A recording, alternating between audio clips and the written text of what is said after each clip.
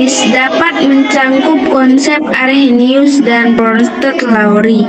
Suatu basa mempunyai pasangan elektron bebas atau bukan pasangan elektron ikatan yang dapat didonorkan membentuk ikatan kovalen koordinasi. Asam mempunyai kemampuan menerima pasangan elektron bebas. Lewis menggunakan prinsip ikatan koordinasi untuk menyatakan asam basa. Dengan demikian, konsep ini tidak menggunakan konsep proton, tetapi menggunakan konsep pasangan elektron. Asam basa. Indikator asam basa adalah senyawa halokromik yang ditambahkan dalam jumlah kecil ke dalam sampel. Umumnya adalah larutan yang akan memberikan warna sesuai kondisi pH larutan tersebut. Pada temperatur 25 derajat Celcius, nilai pH untuk larutan netral adalah 7,0. Padahal alat dan bahan yang digunakan adalah sebagai berikut.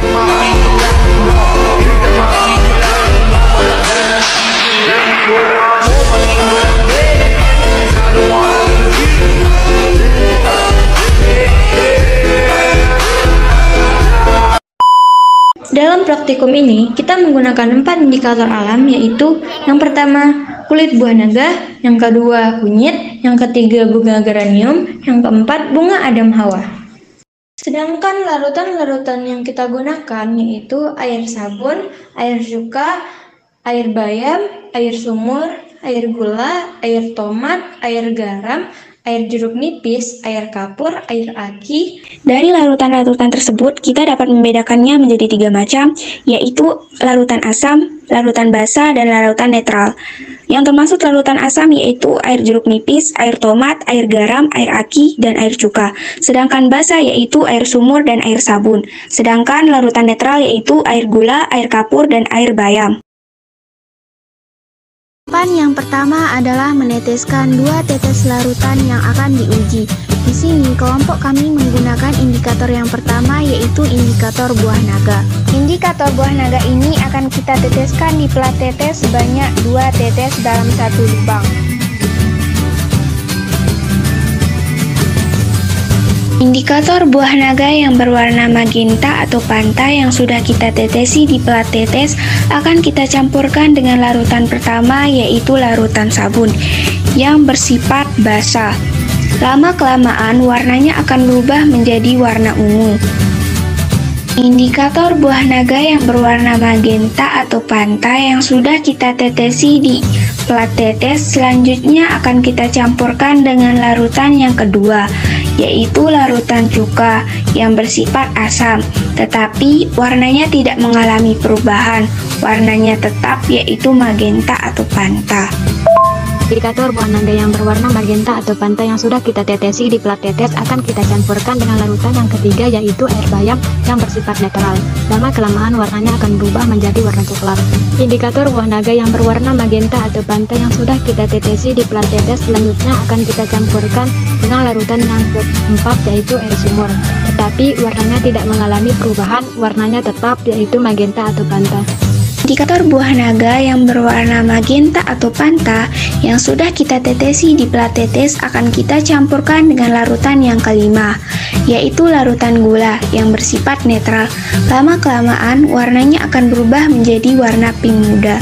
Selanjutnya, indikator buah naga yang berwarna magenta atau panta yang sudah kita tetesi di plat tetes akan kita campurkan dengan larutan yang keenam yaitu larutan tomat yang bersifat asam, tetapi warnanya tidak mengalami perubahan atau warnanya tetap yaitu magenta atau panta.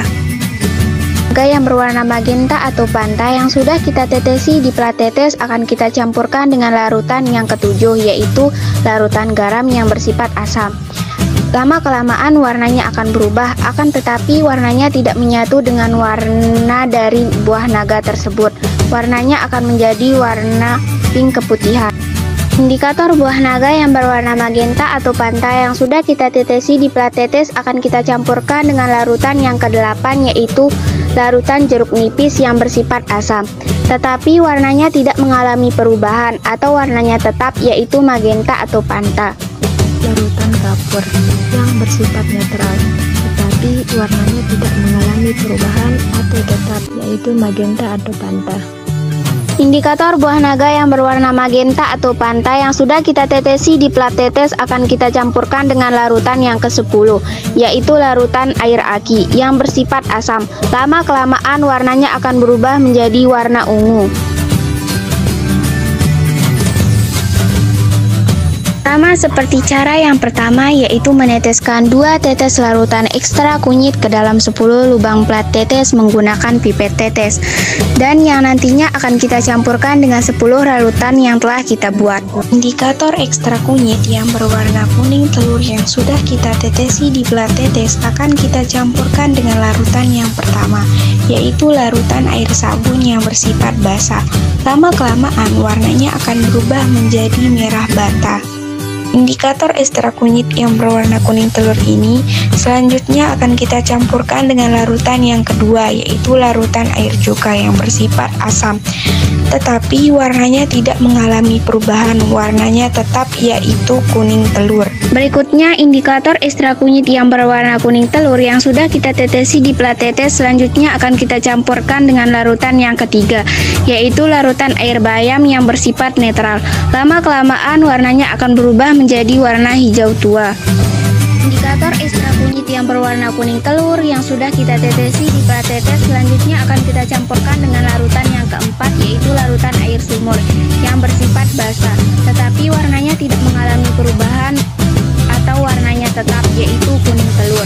Indikator ekstra kunyit ini selanjutnya akan kita campurkan dengan larutan yang kelima, yaitu larutan air gula yang bersifat netral, tetapi warnanya tidak mengalami perubahan, warnanya tetap yaitu kuning telur. Indikator ekstra kunyit yang berwarna kuning telur selanjutnya akan kita campurkan dengan larutan yang keenam, yaitu larutan air tomat yang bersifat asam, tetapi warnanya tidak mengalami perubahan, warnanya tetap yaitu kuning telur. Indikator ekstra kunyit yang berwarna kuning telur selanjutnya akan kita campurkan dengan larutan yang ketujuh, yaitu larutan air garam yang bersifat asam, tetapi warnanya tidak mengalami perubahan, warnanya tetap yaitu kuning telur. Indikator ekstra kunyit yang berwarna kuning telur selanjutnya akan kita campurkan dengan larutan yang ke-8, yaitu larutan air jeruk nipis yang bersifat asam. Lama-kelamaan warnanya akan berubah menjadi warna kuning cerah. Indikator ekstra kunyit yang berwarna kuning telur selanjutnya akan kita campurkan dengan larutan yang ke-9, yaitu larutan air kapur yang bersifat netral. Lama-kelamaan warnanya akan berubah menjadi warna kuning cerah. Indikator ekstra kunyit yang berwarna kuning telur selanjutnya akan kita campurkan dengan larutan yang ke-10 atau yang terakhir, yaitu larutan air aki yang bersifat asam. Lama-kelamaan warnanya akan berubah menjadi warna coklat kehijauan.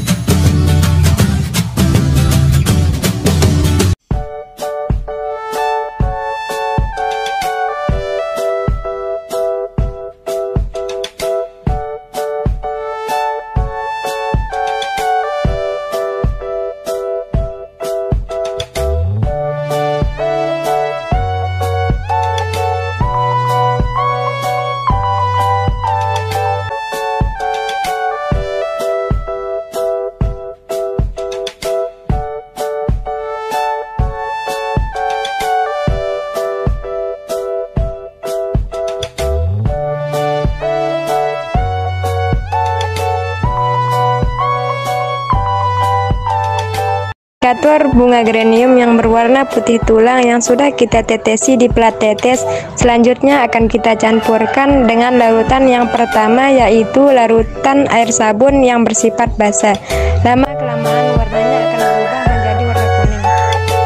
Indikator bunga geranium yang berwarna putih tulang yang sudah kita tetesi di plat tetes selanjutnya akan kita campurkan dengan larutan yang kedua, yaitu larutan cuka yang bersifat asam. Lama-kelamaan warnanya akan berubah menjadi pink muda. Indikator bunga geranium yang berwarna putih tulang yang sudah kita tetesi di plat tetes selanjutnya akan kita campurkan dengan larutan yang ketiga, yaitu larutan air bayam yang bersifat netral. Lama-kelamaan warnanya akan berubah menjadi warna warna hijau tua. Indikator bunga geranium yang berwarna putih tulang yang sudah kita tetesi di plat tetes, selanjutnya akan kita campurkan dengan larutan yang keempat, yaitu larutan air sumur yang bersifat basah. Lama-kelamaan warnanya akan berubah menjadi putih kekuningan. Indikator bunga geranium yang berwarna putih tulang yang sudah kita tetesi di plat tetes, selanjutnya akan kita campurkan dengan larutan yang kelima, yaitu larutan gula yang bersifat netral. Lama-kelamaan warnanya akan berubah menjadi putih. Selanjutnya, indikator bunga geranium yang berwarna putih tulang yang sudah kita tetesi di plat tetes, selanjutnya akan kita campurkan dengan larutan yang keenam, yaitu larutan tomat yang bersifat asam. Lama-kelamaan warnanya akan berubah menjadi warna oranye. Berikutnya, indikator bunga geranium yang berwarna putih tulang yang sudah kita tetesi di plat tetes, selanjutnya akan kita campurkan dengan larutan yang ketujuh, yaitu larutan garam yang bersifat asam. Lama-kelamaan warnanya akan berubah menjadi warna bening. Indikator bunga geranium yang berwarna putih tulang yang sudah kita tetesi di plat tetes, selanjutnya akan kita campurkan dengan larutan yang ke-8, yaitu larutan jeruk nipis yang bersifat asam. Lama-kelamaan warnanya akan berubah menjadi warna putih bening. Indikator bunga geranium yang berwarna putih tulang yang sudah kita tetesi di plat tetes, selanjutnya akan kita campurkan dengan larutan yang ke-9, yaitu larutan air kapur yang bersifat netral. Lama-kelamaan warnanya akan berubah menjadi warna hijau keputihan. Indikator bunga geranium yang berwarna putih tulang yang sudah kita tetesi di plat tetes, selanjutnya akan kita campurkan dengan larutan yang ke-10 atau yang terakhir, yaitu larutan air aki yang bersifat asam. Lama-kelamaan warnanya akan berubah menjadi warna pink.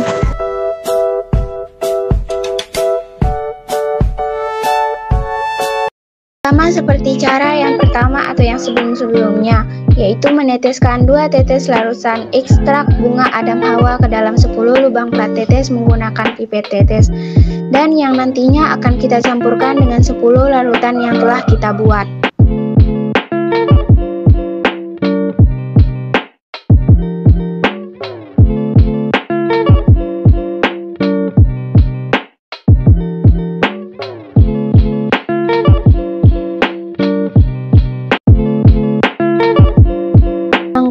Jika larutan air tomat yang bersifat asam diteteskan ke dalam larutan Adam Hawa, maka warnanya akan berubah menjadi warna oranye. Indikator bunga Adam Hawa yang berwarna hijau tua yang sudah kita tetesi di plat tetes akan kita campurkan dengan larutan yang ketujuh, yaitu air garam yang bersifat asam. Lama-kelamaan warnanya akan berubah menjadi hijau muda. Indikator bunga Adam Hawa yang berwarna hijau tua yang sudah kita tetesi di plat tetes akan kita campurkan dengan larutan yang ke-8, yaitu air jeruk nipis yang bersifat asam. Lama-kelamaan warnanya akan berubah menjadi warna hijau.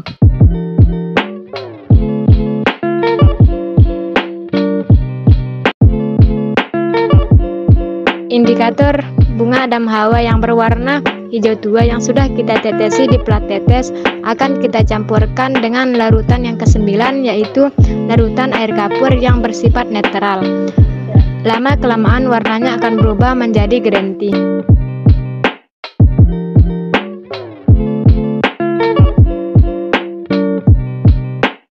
Indikator bunga Adam Hawa yang berwarna hijau tua yang sudah kita tetesi di plat tetes akan kita campurkan dengan larutan yang ke-10, yaitu larutan air aki yang bersifat asam.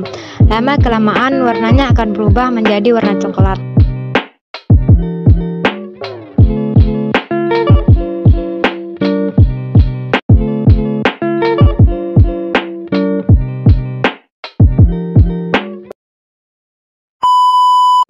Praktikum yang kedua yaitu kita akan menentukan asam basa dari 10 larutan ini. Cara kerjanya yaitu kita akan meneteskan 10 larutan ke dalam plat tetes yang sudah kita isi dengan lakmus merah ataupun lakmus biru. Kita bisa menentukan apakah larutan tersebut termasuk asam atau basa dari perubahan lakmus yang telah kita celupkan. Jika asam, lakmus biru berubah menjadi merah, lakmus merah tetap. Dan jika basa, lakmus merah berubah menjadi biru, lakmus biru tetap. Dan jika netral, lakmus merah dan lakmus biru tetap. Jika lakmus merah ditetesi dengan air gula, maka warnanya akan tetap merah. Kedua, jika lakmus merah ditetesi dengan air tomat, maka warnanya akan tetap merah.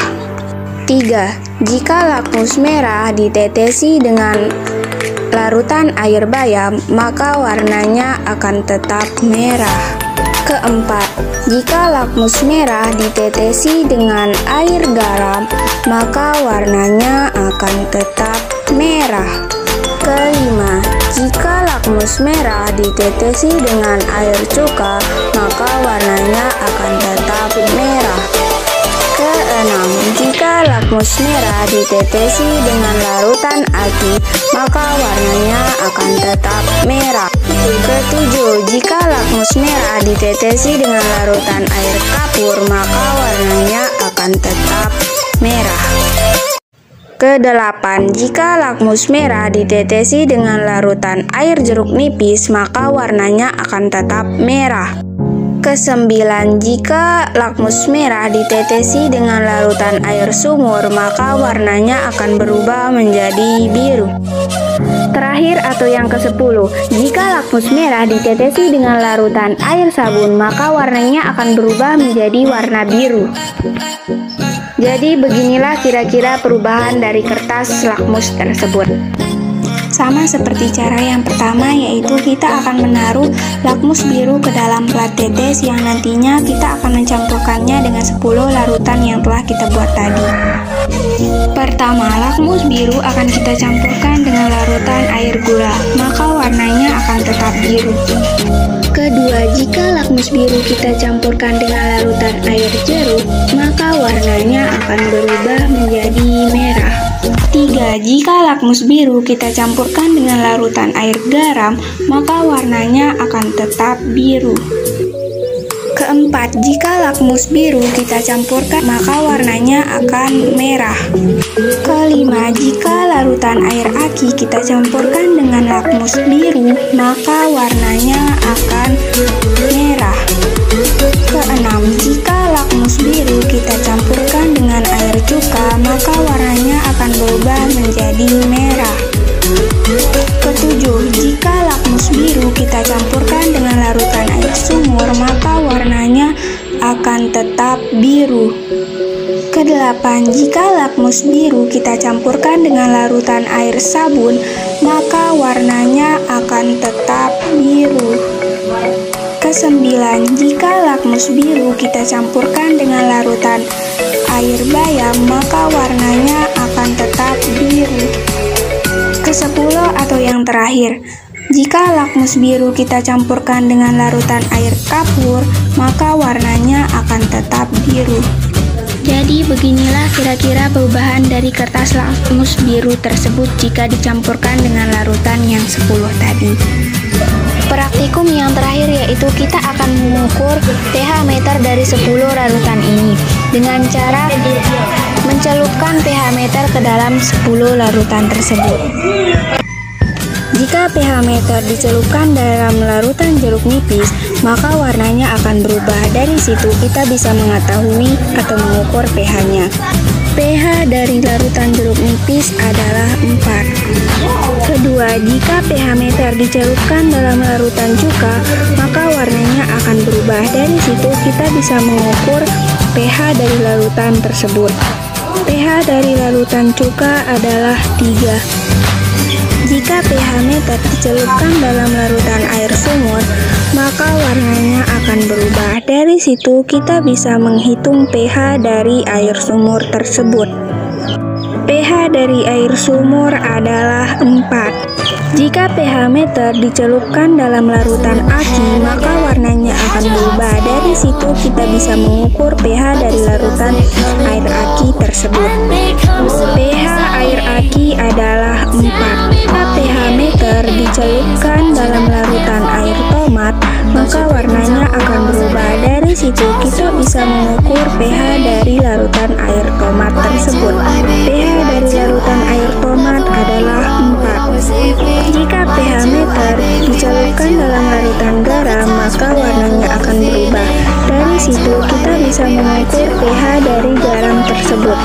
pH dari air garam adalah 4. Jika pH meter dicelupkan dalam larutan air bayam, maka warnanya akan berubah. Dari situ kita bisa mengetahui berapa pH dari air bayam tersebut.